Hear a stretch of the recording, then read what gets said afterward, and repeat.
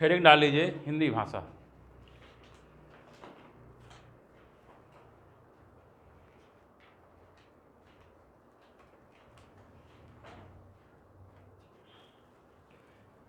हिंदी भाषा में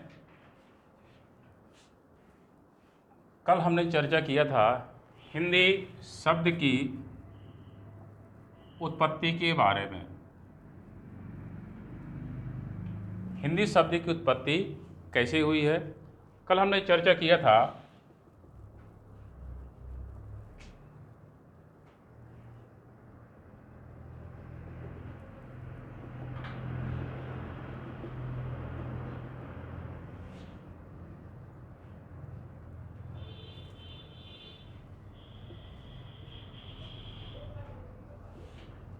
ये हमारी सिंधु नदी है, ये हमारी सिंधु नदी है।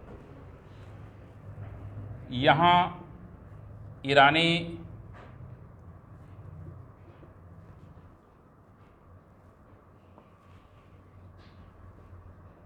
लोग भारत में पश्चिमोत्तर सीमा से अटैक करते हैं प्राचीन काल में। ये हमारी पश्चिमोत्तर सीमा है। पश्चिमोत्तर सीमा से भारत में सर्वथा अटैक हुए हैं, हमेशा अटैक हुए हैं। आप प्राचीन काल का आप इतिहास उठा के देखेंगे, हमारी ये सीमा हमेशा असुरक्षित रही है। हमेशा मुग़लों के अटैक हुए, मुसलमानों के अटैक हुए, सारा अटैक हमारा यहीं से हुआ है। और आज भी स्थिति वही है। आज भी स्थिति क्या है? वही है। आज भी हमारा देश सबसे असुरक्षित कहाँ से रहता है? यहीं से रहता है। तो पश्चिमोत्तर सीमा में ईरानी लोग भारत में अटैक करते हैं। जब अटैक करते हैं तो कोई भी सेना, कोई भी आक्रमणकारी जब अपने साथ चलते हैं तो एक कल्चर लेके चलती है। क्या लेके चलती है? एक कल्चर लेके चलती है। वो कल्चर की कहाँ की होती है? उस देश की होती है, उस राष्ट्र की होती है, उस प्रदेश की होती है। जैसे बाबर ने यहाँ अटैक किया तो बाबर अफ़गानी था, अफ़गान से आया था, तो वो अफ़गान की यहाँ कल्चर थी।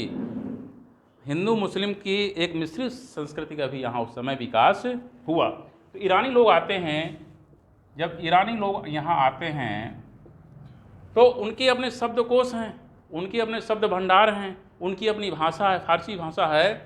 तो ईरानी लोग जैसे आते हैं आपके, तो ईरानी शब्दकोश में सा का उच्चारण हा किया जाता है। सा का उच्चारण क्या किया जाता है?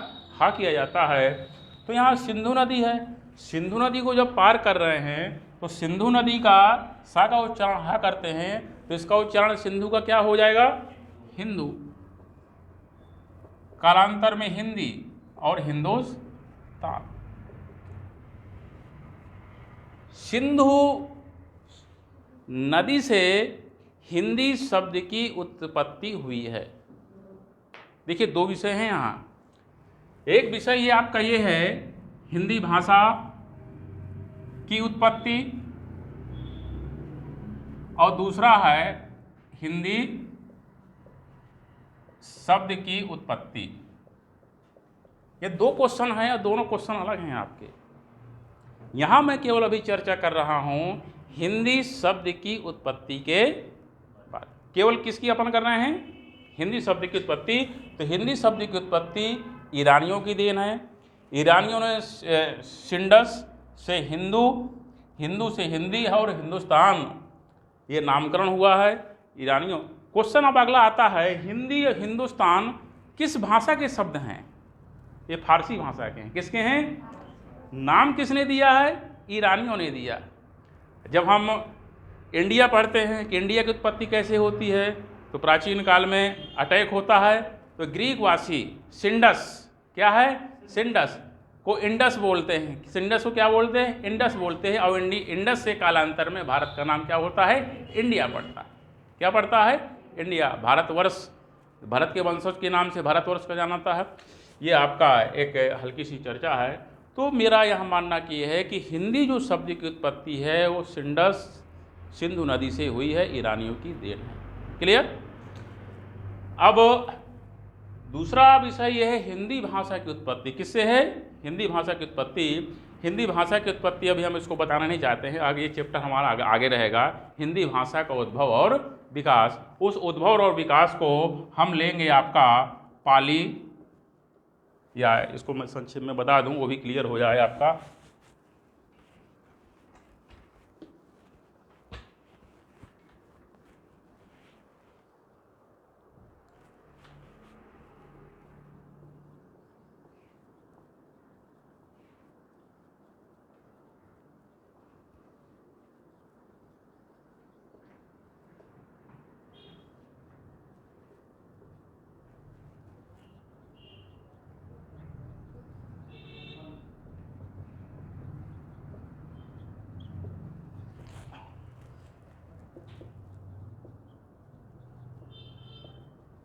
अब ये हमारी हिंदी भाषा है, हमारी क्या है ये हिंदी भाषा। हिंदी भाषा की उत्पत्ति कैसे हुई है, तो उसमें भाषा के इतिहास में हमें जाना पड़ेगा, और भाषा के इतिहास का चैप्टर हमारा आगे है, उस चैप्टर में हम विस्तार से चर्चा करेंगे। केवल हम उसकी संक्षेप में 2 मिनट चर्चा करें, केवल संक्षेप में, ताकि आपका आउटलुक और पृष्ठभूमि केवल आपकी क्लियर हो जाए।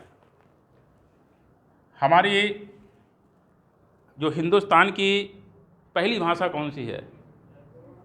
हमारी हिंदुस्तान की पहली भाषा कौन सी है?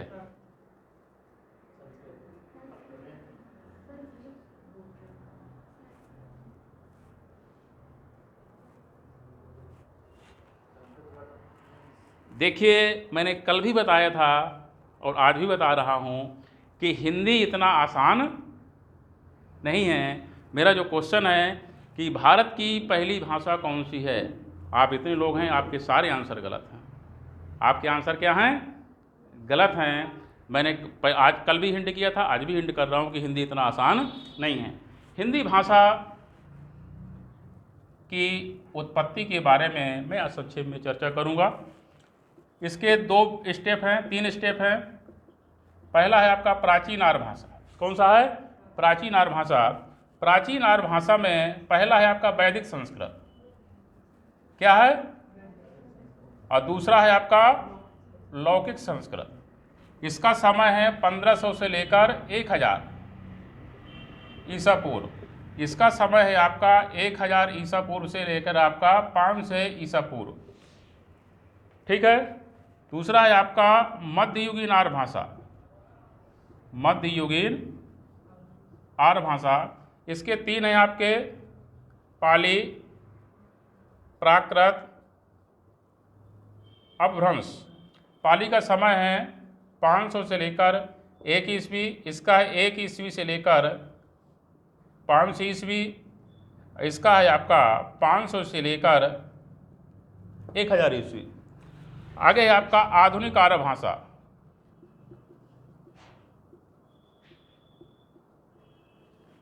एक 1000 से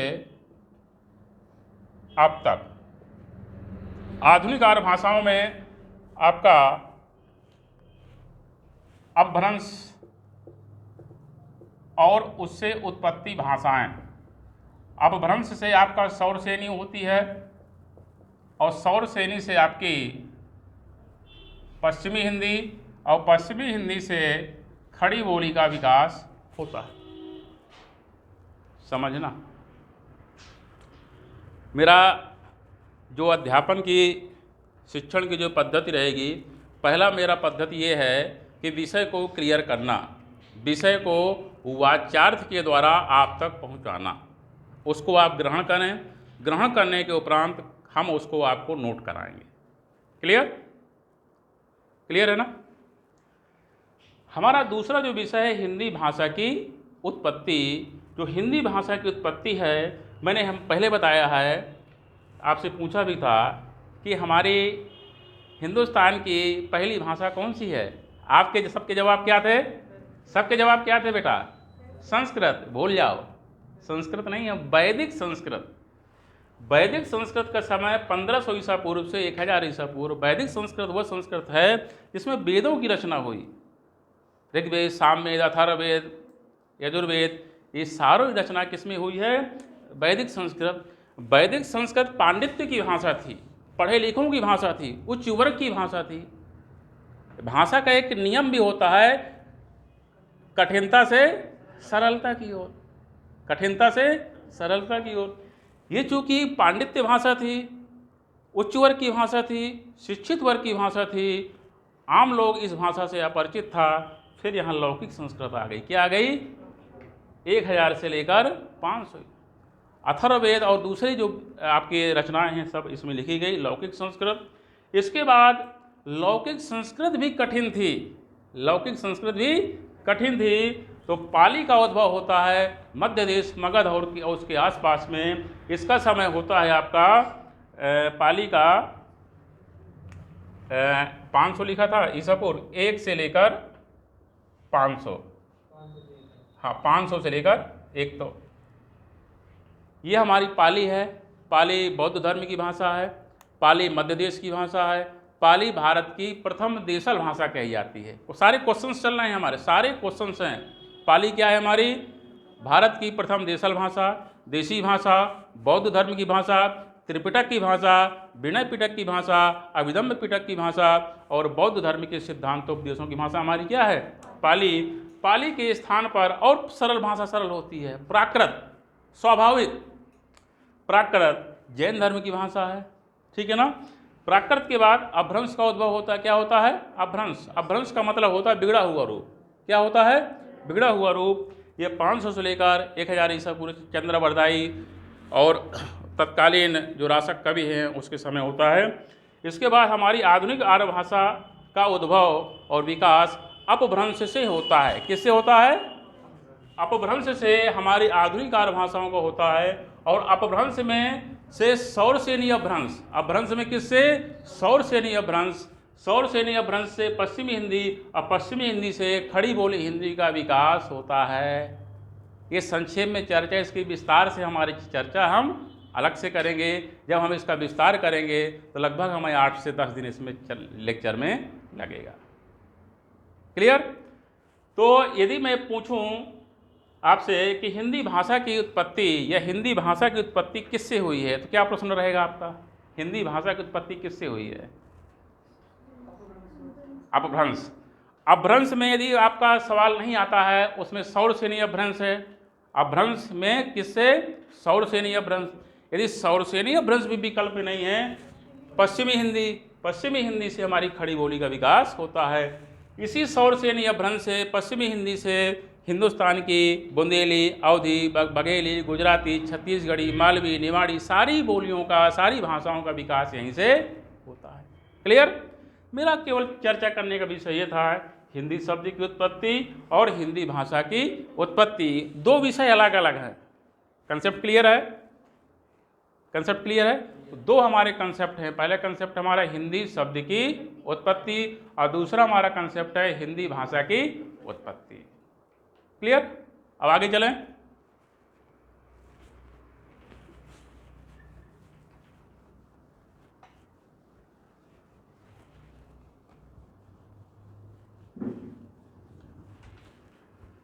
अब आगे मैं एक बार हल्का पुनः फिर चर्चा कर दूं। कल हमने व्याकरण पर चर्चा किया था। कुछ बच्चे हैं उनको भी लाभ मिल जाएगा। व्याकरण क्या है? व्याकरण क्या है? किन शब्दों से मिलकर बना है? व्याकरण विधन आधन करण से मिलकर बना है। वी का अर्थ क्या होता है? विशेष। वी का अर्थ क्या होता है? विशेष। आ का मतलब होता है व्याख्या। आ का मतलब क्या होता है? व्याख्या। और करण का मतलब होता है करने वाला, विशेष व्याख्या करने वाला। अर्थात जहाँ भाषा की व्याख्या की जाती है, अर्थात जहाँ भाषा की व्याख्या की जाती है उसे हम क्या कहते हैं? व्याकरण कहते हैं। ठीक है ना। व्याकरण भाषा का अनुशासित रूप है। व्याकरण भाषा का क्या है? अनुशासित रूप है। भाषा व्याकरण भाषा की टकसाल है। भाषा व्याकरण जो है क्या है? भाषा की टकसाल है। व्याकरण में भाषा छपती है, वो परिनिष्ठित रूप है, शुद्ध रूप है व्याकरण। जब भी कोई दिक्कत समस्या होती है हम उसके व्याकरण में जाते हैं। यदि कहने का आशय ये है भाषा यदि पुत्र है तो व्याकरण क्या है? पिता है। व्याकरण जो है भाषा को अंगुली पकड़ के चलाना सिखाता है कि ऐसे चलना है, यहाँ मात्रा लगाना है, ये बिंदी लगाना है, ये स्पेलिंग गलत है, ऐसे लिखना है, ये हमें कहाँ मिलता है? हमें व्याकरण में। कंसेप्ट क्लियर है? देखिए, हिंदी पढ़ने का एक तात्पर्य बहुत अच्छा होना चाहिए कि हम हिंदी के लिए शब्द,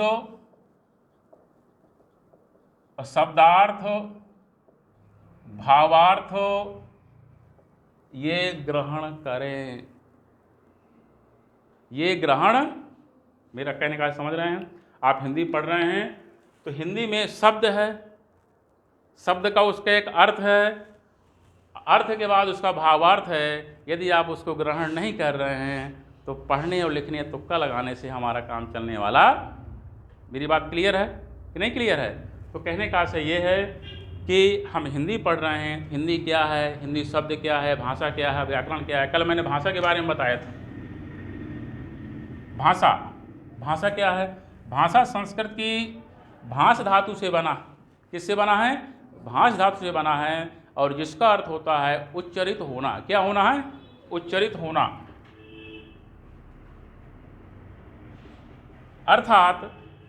अर्थात भाषा विचार विनिमय का माध्यम है। अर्थात भाषा क्या है? विचार विनिमय का माध्यम है। भाषा भाव अभिव्यक्ति का माध्यम है। भाषा क्या है? भाव अभिव्यक्ति का माध्यम है। भाषा मौखिक भी होती है, भाषा लिखित भी होती है। क्या भाषा सांकेतिक होती है? क्या भाषा सांकेतिक होती है? क्या भाषा सांकेतिक भी होती है? क्या होती है? भाषा सांकेतिक भी होती है। भाषा का गुण ये है कि भाषा विचार विनिमय का माध्यम है, कि जो हम कहना चाहते हैं और आपने उसको समझ लिया तो भाषा है। भाषा है। जैसे आप आर्मी में जाएंगे, आर्मी में आप जाते हैं, अटैक हो रहा है, हमारी पलटन चल रही है, हम कमांडर हैं। हम क्या हैं? कमांडर हैं। वहाँ लाउड स्पीकर, दुश्मन हमारे सामने है, दुश्मन हमारे क्या हैं? सामने हैं। तो वहाँ हम चिल्लाएंगे थोड़ी कि भैया रुक जाओ। तो वहाँ कुछ संकेत होते हैं। हमारे पीछे आर्मी लगी है तो कह देंगे फैल जाओ, वापस हो जाओ, आगे बढ़ जाओ, अटैक कर लो। जैसे हम आपको कहते हैं, ये भी भाषा है। अरे आप ट्रेन में यात्रा करते हो, ये निशान होते हैं कि नहीं होते? अभी आप 24 घंटे में चले जाओ तो वहाँ 3 चिन्ह मिलेंगे, सिग्नल मिलेंगे। तो सिग्नल से आप भाव ग्रहण कर रहे हो कि नहीं कर रहे हो? तो जो आप भाव ग्रहण करते हो वो भी हमारा क्या? भाषा का ही रूप है। क्लियर? तो हिंदी क्या है, भाषा क्या है, व्याकरण क्या है, हिंदी शब्द की उत्पत्ति कैसे हुई, भाषा की उत्पत्ति कैसे हुई, कंसेप्ट क्लियर है? नहीं, हम आगे चलें। क्यों बेटा, कोई डाउट तो नहीं है? हैं? नहीं, फिर आगे हम चलें। क्लियर? अब आगे चलते हैं।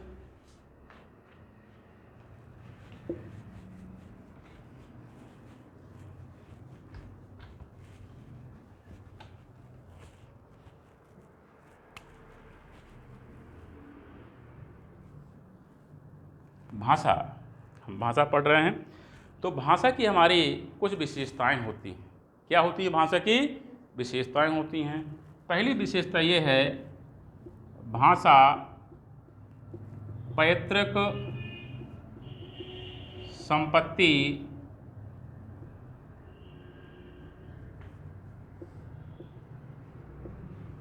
नहीं। भाषा क्या? पैतृक संपत्ति। भाषा सामाजिक वस्तु है। भाषा सामाजिक वस्तु है। भाषा अर्जित संपत्ति है। भाषा का अर्जन अनुकरण द्वारा होता है। भाषा का अर्जन अनुकरण द्वारा होता है। भाषा चिर परिवर्तनशील है। भाषा की एक भौगोलिक सीमा होती है।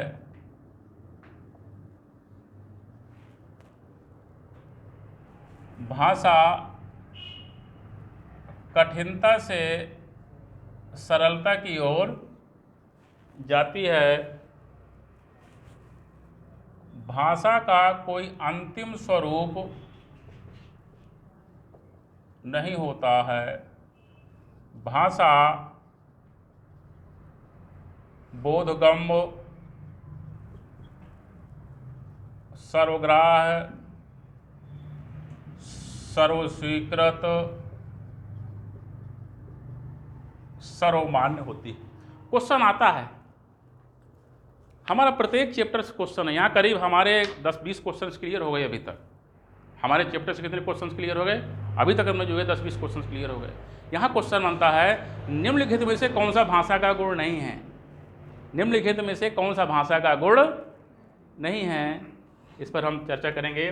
पहला हमारा चर्चा ये है, भाषा पैतृक संपत्ति नहीं है। कि पैतृक संपत्ति है? क्यों नहीं है? हैं? नहीं, गलत है। भाषा पैतृक संपत्ति नहीं है।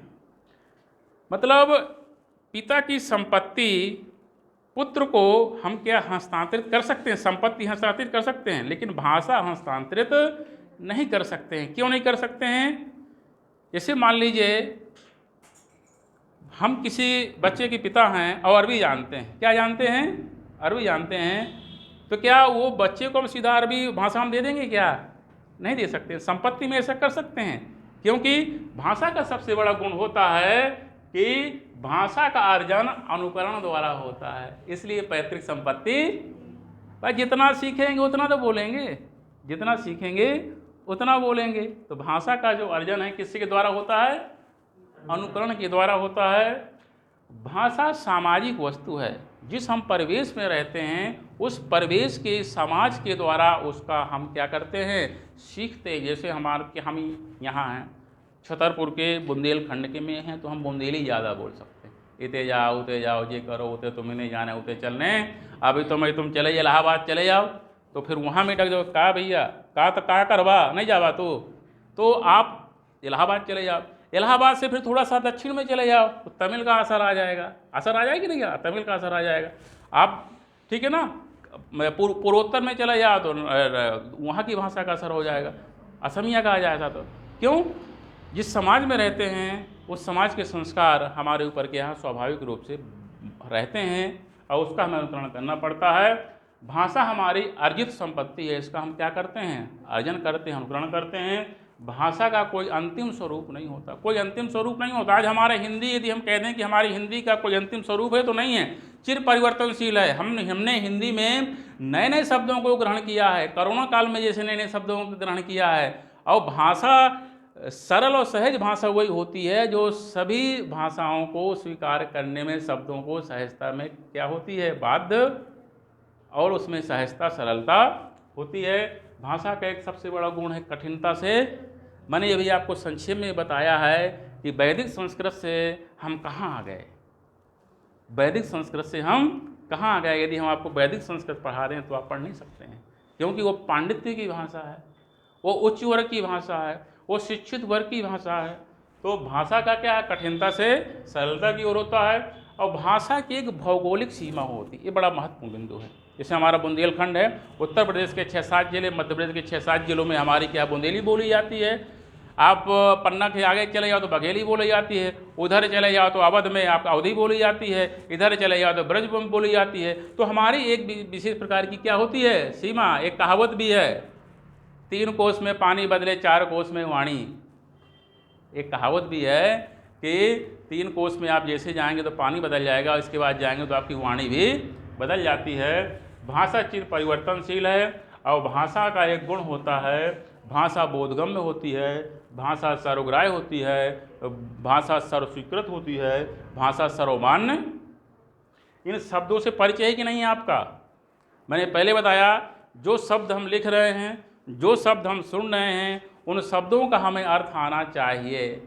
इन सारे शब्द क्लियर हैं? कहीं यदि कोई शब्द में डाउट है तो कोई डाउट यहाँ आपको नहीं रखना है, वो हमसे आप पूछ सकते हैं कि सर इसका मतलब क्या है, ये क्लास है। यदि ये कोई शब्द आपको यहाँ डाउट हो गया कि हमें सर सर्वमान्य का मतलब क्या है, सर्वग्राह्य का मतलब क्या है, क्योंकि भाषा का एक गुण होता है, ये आपके कंपटीशन में भी एक एक विशेषता होती है। आप अपनी नज़र से, आप अपने स्मरण चित्र से, अपने अपने दृष्टिकोण से जितना आप शब्दों को गुजारेंगे उतना आपको तैयार होगा मैटर।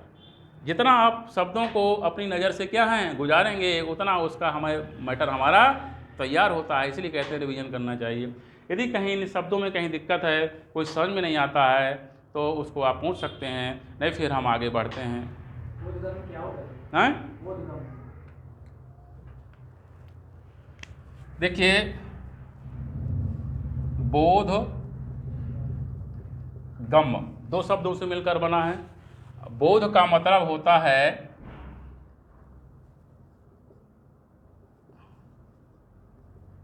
स्पष्ट होना, जानकारी होना या संतुष्ट होना। क्या होता है? स्पष्ट होना, जानकारी होना, संतुष्ट होना। जैसे आप कहते हैं आप बहुत बोधिल हो। क्या हो? बोधिल हो, हर बात मान जाते हो। गम्य का मतलब उसमें हम ढल जाना। तो बोध गम्य का मतलब होता है किसी वस्तु को, किसी भाव को ग्रहण कर लेना, किसी चीज़ की जानकारी को हम ग्रहण कर लेना, उसे हम क्या बोलते हैं? बोधगम्य। उसका भाव ग्रहण कर लेना बोधगम्य है। जैसे मान लीजिए ये मार्कर है, मार्कर का ये रंग कैसा है?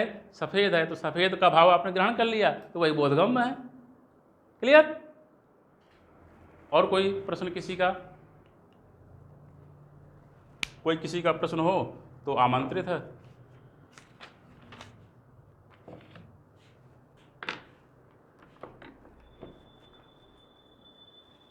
किसी का कोई प्रश्न हो बेटा तो आमंत्रित है।